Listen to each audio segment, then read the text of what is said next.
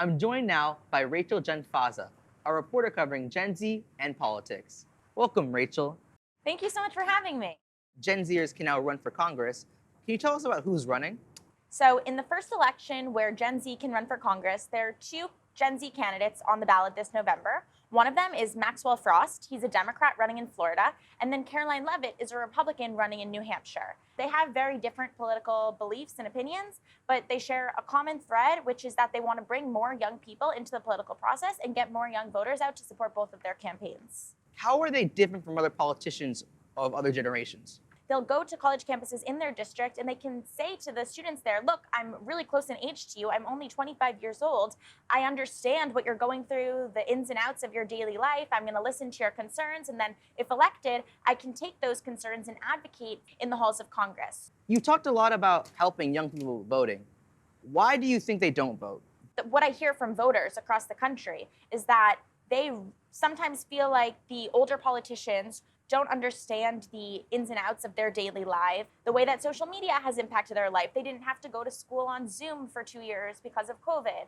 And so I think that, young people feel that they have a unique set of circumstances, but I think one of the issues overall throughout history and still today is that young people don't necessarily know where to access the resources that give them information about how to vote. So it's one thing for there to be all this passion and energy, protesting, demonstrating, taking to social media to share your beliefs, but it's another thing to actually know how to channel that and get to the ballot box. What advice would you give to someone that's voting for the first time and about finding good information about what issues they want to be very involved in? The best thing you can do is go to your state's Secretary of State website, and they should have information there. There are organizations like vote.org, Rock the Vote, When We All Vote. These are all nonpartisan organizations that, regardless of your party and political preference, they help you figure out the process of how to actually get to voting in the first place. How do you feel about people that feel like their vote wouldn't really matter in the grand scheme of things?